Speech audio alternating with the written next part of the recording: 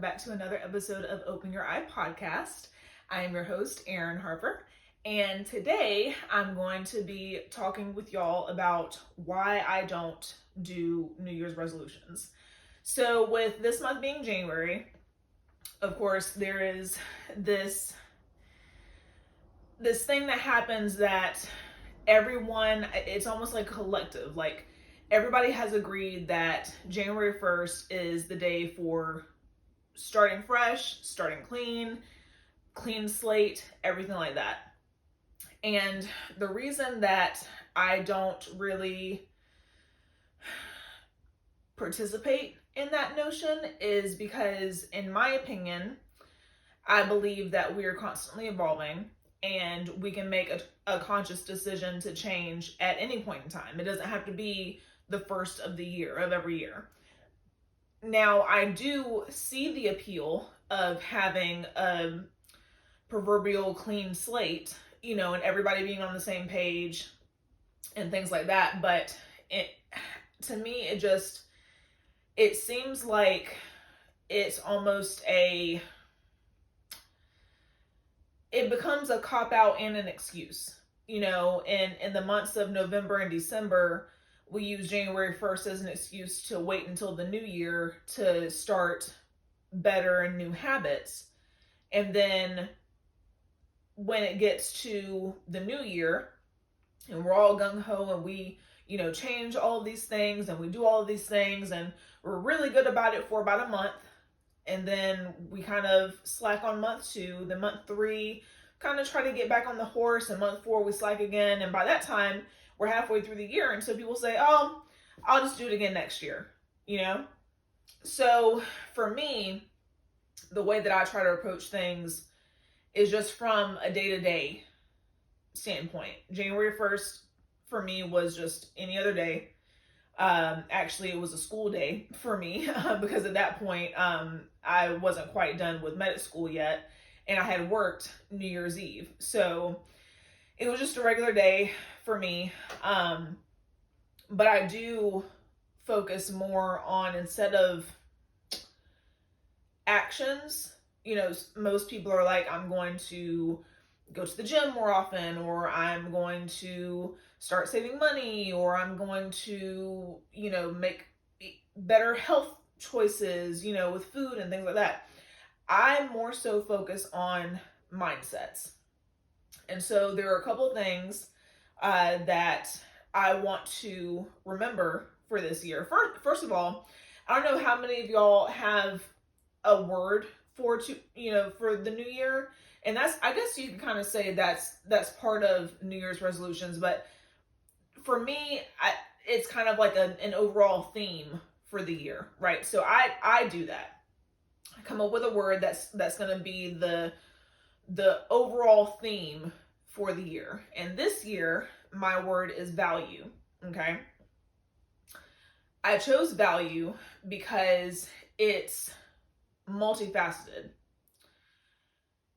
It's about valuing myself, valuing my time, valuing my worth, and also not giving value or giving time or energy to people, things, whatever, who do not value my time, my worth, my being, right?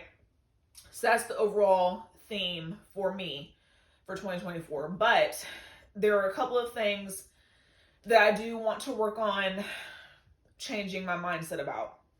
One in particular, I did a post the other day on Facebook, is about my health journey, right? My health and fitness journey. And I'm sure some of y'all can relate to what I'm about to say.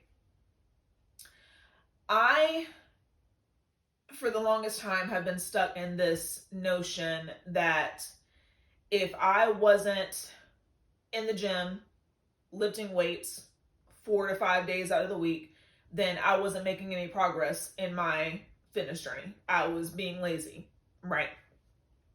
But if you listen to my previous podcast episode, you would know that especially these last 10 months, it has been very, very difficult for me to be in the gym 4 to 5 days out of the week lifting weights, right?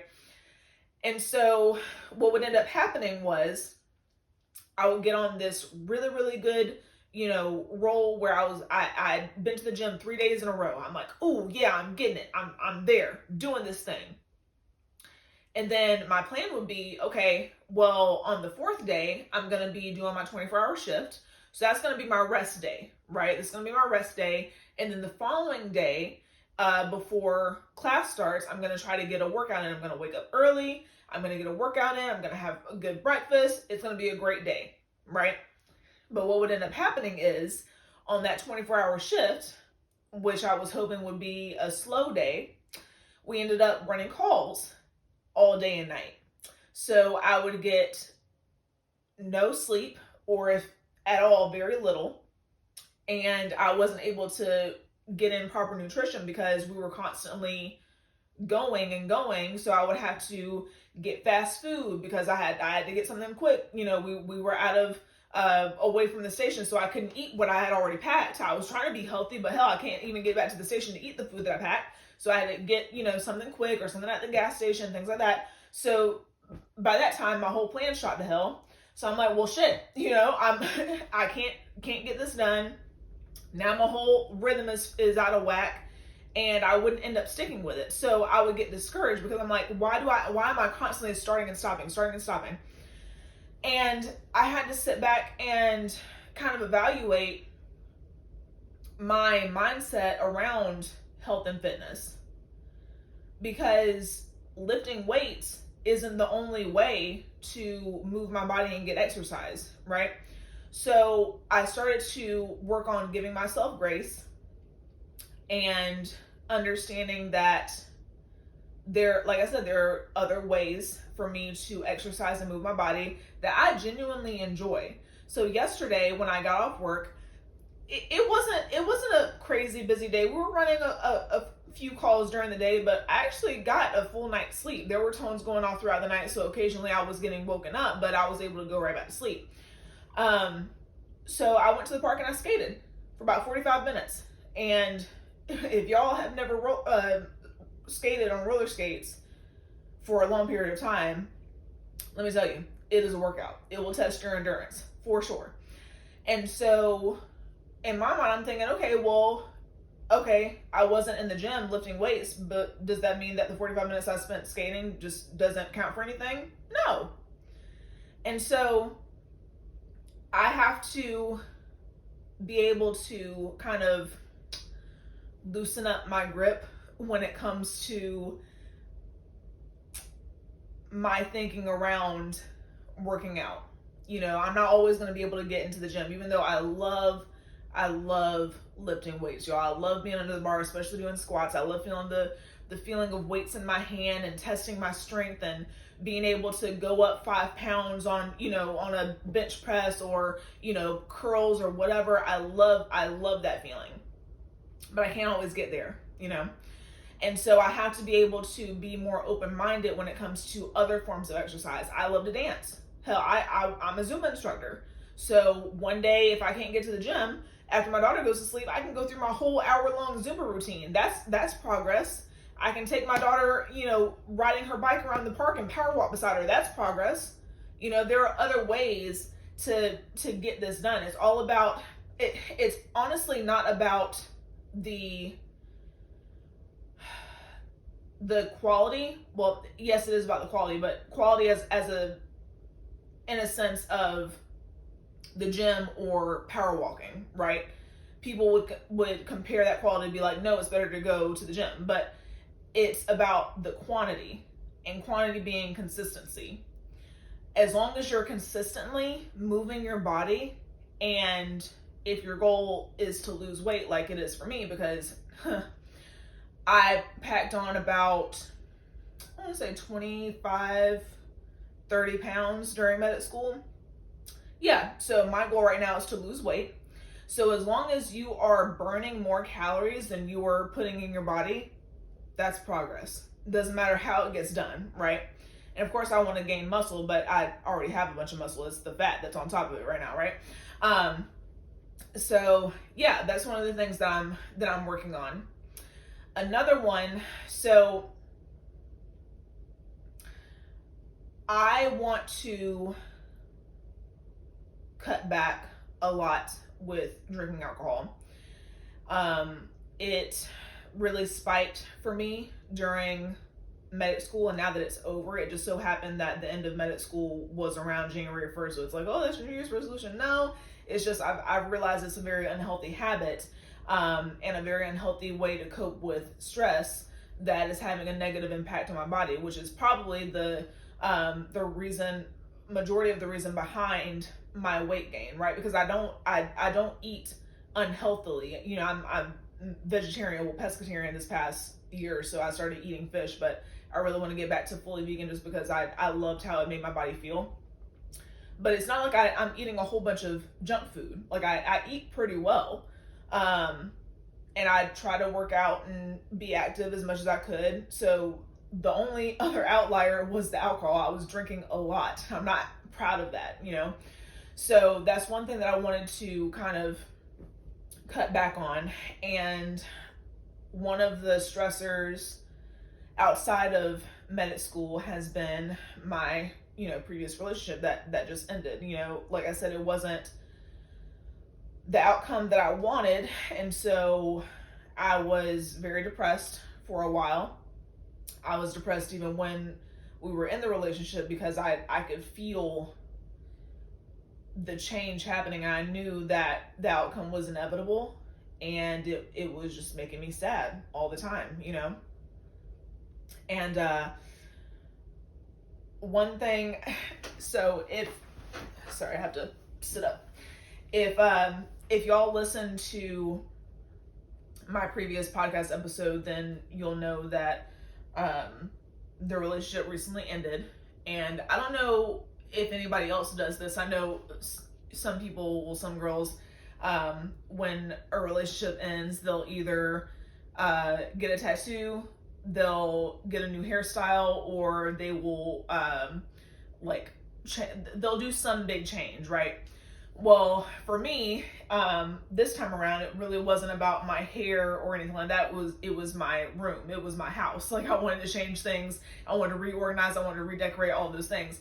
And so for my room, it has taken me a really long time to get the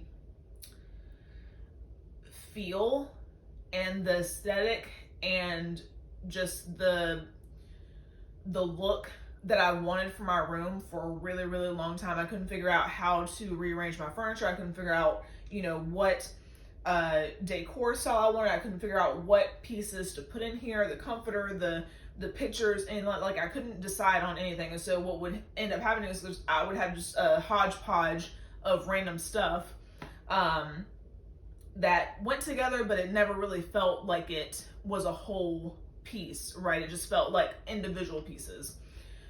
And so now, with how I redid my room, it literally feels like a treat to come into my room and get into bed. Like, it feels like a luxury. And it's crazy how changing this environment has impacted my routines and what would normally happen for me, especially at night, right? And what I mean by that is, and I'm going to do another episode on this another day about a clear space equals a clear mind. But for me, I noticed that I wanted to make my bedtime a ritual. And I wanted it to feel like a luxury experience. Like I said, it feels like a treat every time that I walk into my room.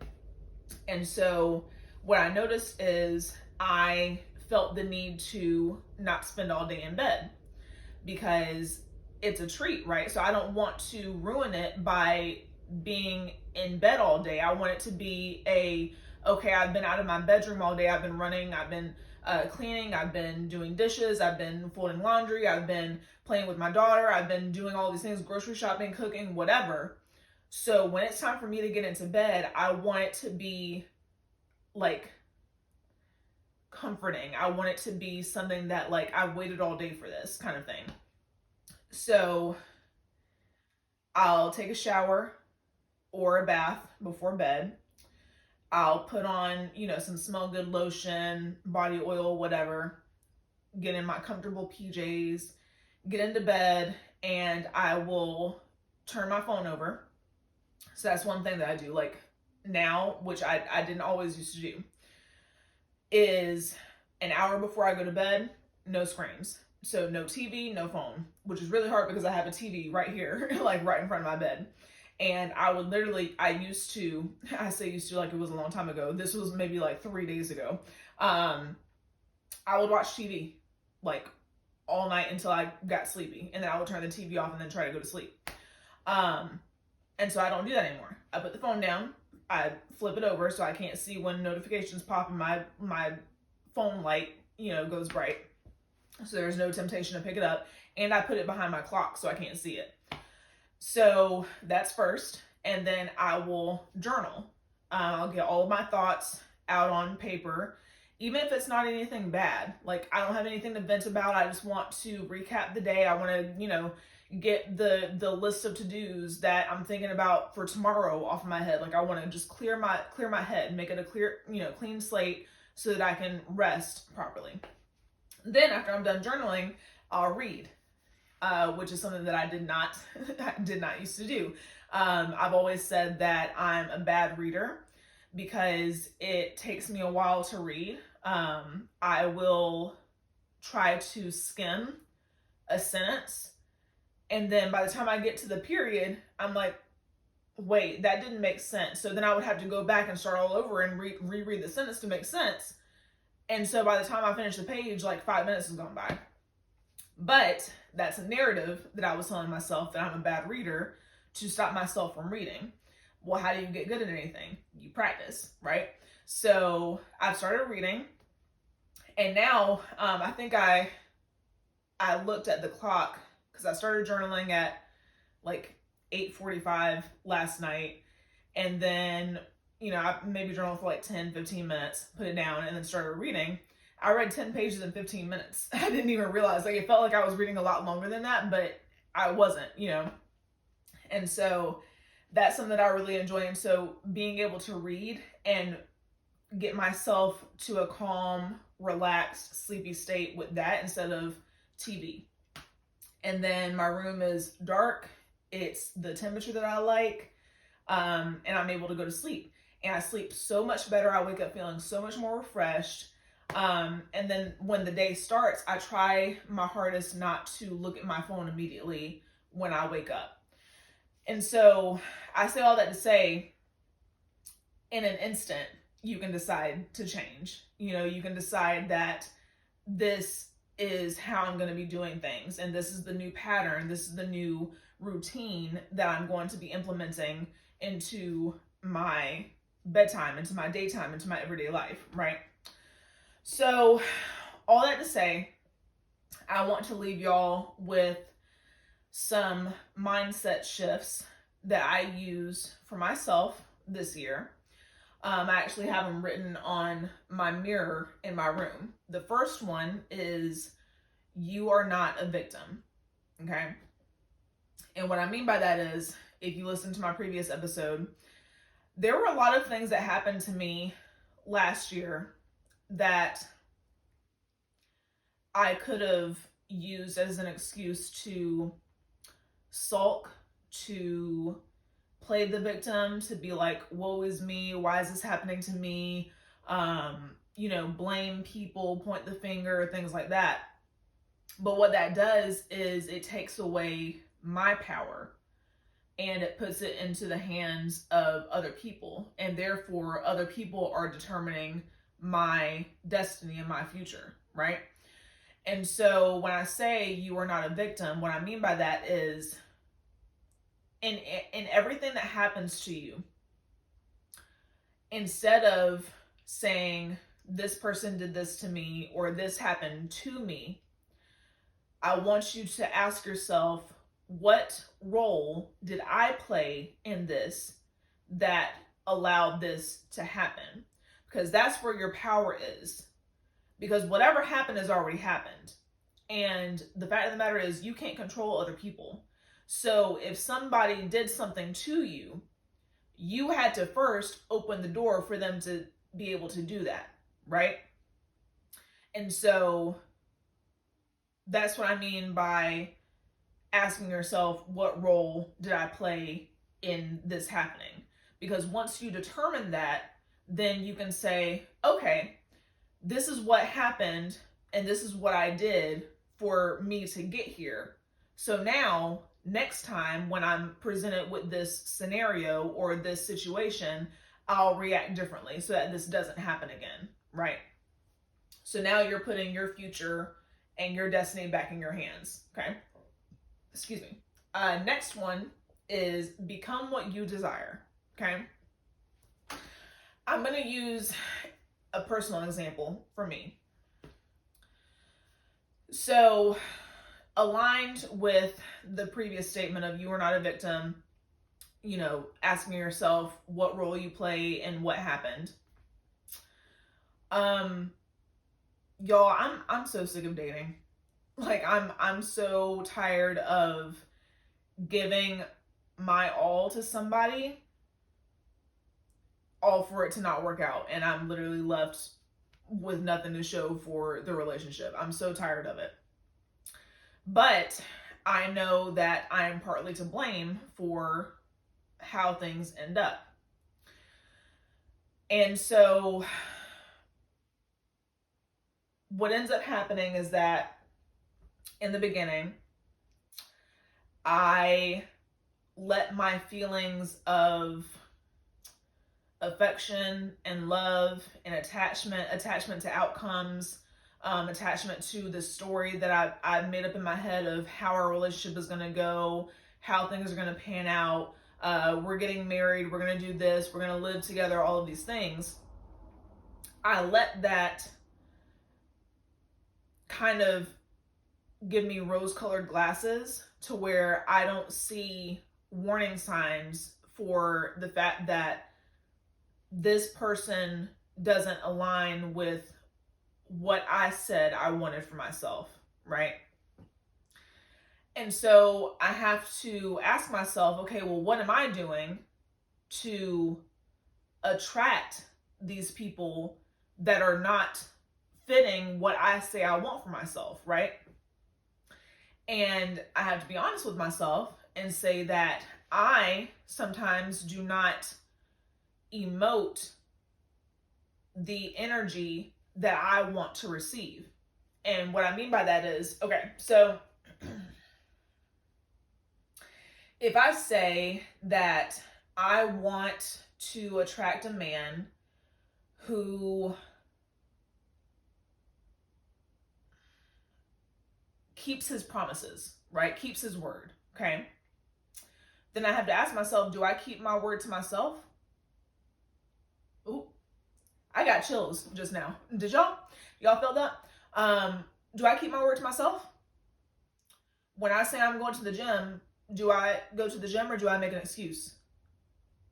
When I say I'm not going to eat fast food for a month, do I stick with that or do I make an excuse and say, you know what, I had a bad day, I deserve this?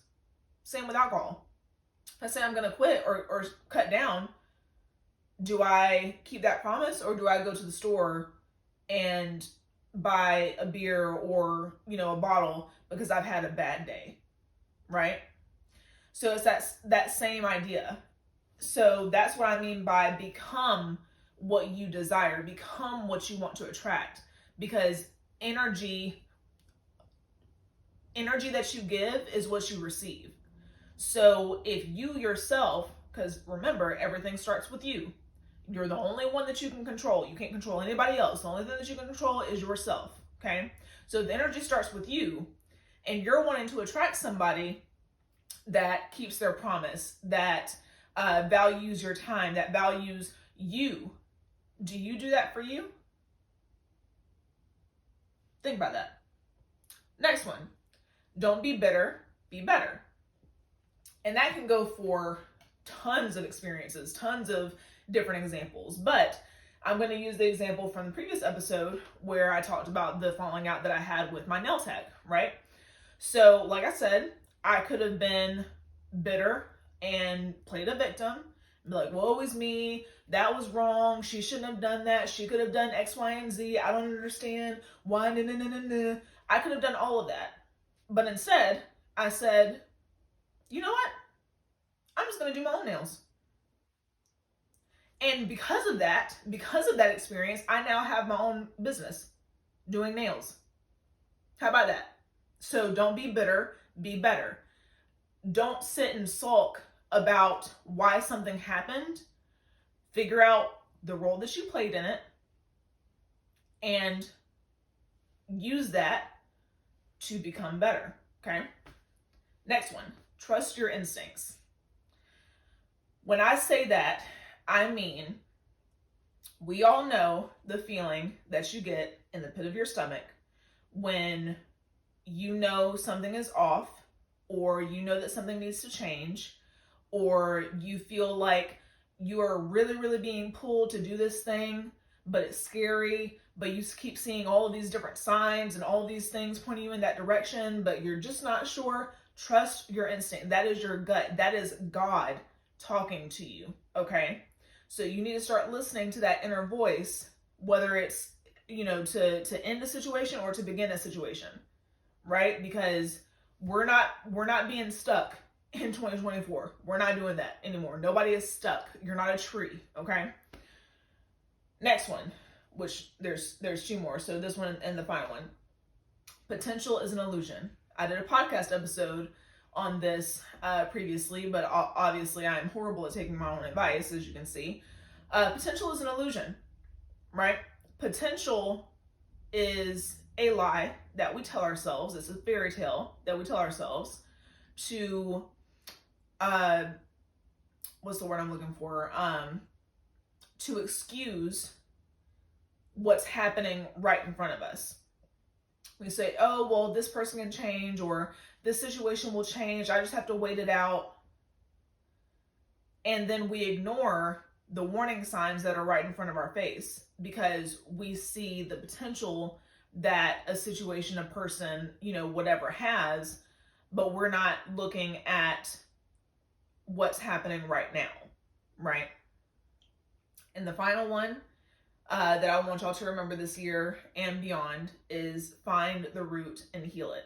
That's what I want to really work with y'all on with this podcast. Like I said, is finding the deeper meaning, because it's never as simple as what's happening on the surface. It's always the principle.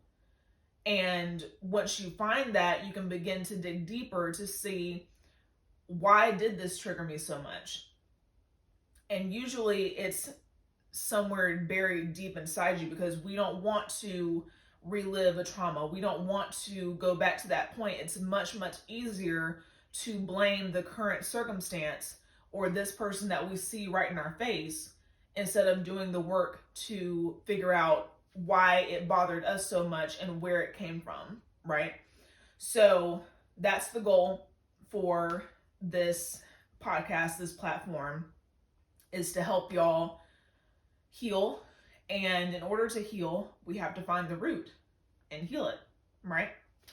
So I'm not sure what the topic of next week's podcast will be. I'm thinking, actually, you know what? I think I'm gonna do the clear space equals clear mind one. I think that's a good one to start off, because how this room in general, has transformed like many aspects of my routine at night.